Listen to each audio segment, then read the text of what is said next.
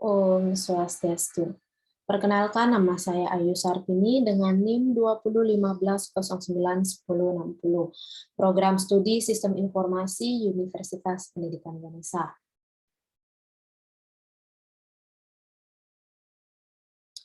Baik, pada kesempatan kali ini saya akan memaparkan materi mengenai preliminary fase arsitektur development method.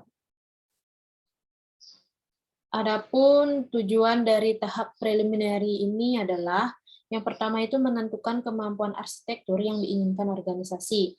Yang terdapat seperti meninjau konteks organisasi untuk menjalankan arsitektur perusahaan, mengidentifikasikan ruang lingkup elemen organisasi perusahaan yang mempengaruhi arsitektur, dan mengidentifikasi kerangka kerja metode serta proses yang telah ditetapkan yang bersinggungan dengan kemampuan arsitektur tersebut, serta menetapkan target capability maturity. Adapun tujuan yang kedua yaitu menetapkan kemampuan arsitektur. Adapun isinya yaitu menentukan dan menetapkan model organisasi untuk arsitektur perusahaan, menetapkan proses serta sumber daya terperinci untuk tata kelola arsitektur, memilih dan mengimplementasikan alat yang mendukung kemampuan arsitektur, dan yang terakhir itu menentukan prinsip arsitektur.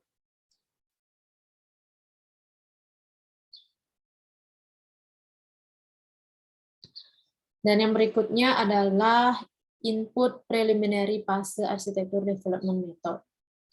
Di sini terdapat input arsitektur yaitu strategi dewan dan rencana bisnis dewan, strategi bisnis, strategi TI, prinsip bisnis, tujuan bisnis, serta penggerak bisnis jika sudah ada sebelumnya.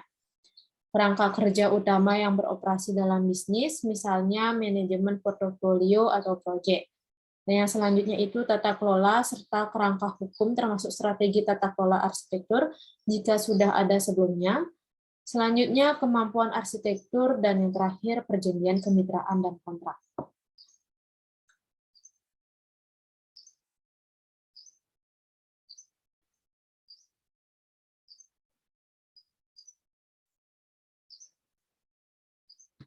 Dan yang berikutnya itu ada input arsitektur, di mana kerangka arsitektur yang ada, jika ada, meliputi metode arsitektur, konten arsitektur, alat yang dikonfigurasi dan digunakan, serta prinsip arsitektur. Adapun tahapan dari preliminary fase arsitektur development ini yaitu mempersiapkan organisasi untuk proyek arsitektur TOGAF yang sukses, dan melakukan kegiatan persiapan serta inisiasi diperlukan untuk membuat kemampuan arsitektur termasuk penyesuaian kerangka kerja TOGAF-nya, pemilihan alat, serta definisi prinsip arsitektur tersebut. Adapun output-nya yaitu terdapat model organisasi untuk arsitektur perusahaan, dapat dibaca pada model organisasi untuk arsitektur perusahaan berbagian 4.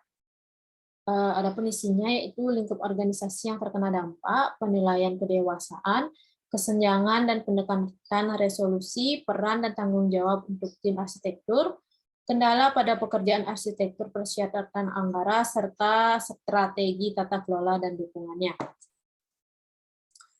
Kerangka arsitektur yang disesuaikan ya meliputi metode arsitektur yang disesuaikan, konten arsitektur yang disesuaikan seperti hasil dan artefak, prinsip arsitektur, alat yang dikonfigurasi dan digunakan, repositori arsitektur awal diisi dengan konten kerangka kerjanya, pernyataan kembali atau referensi ke prinsip bisnis, tujuan bisnis, dan pendorong bisnis, permintaan pekerjaan arsitektur, dan kerangka tata kelola arsitektur.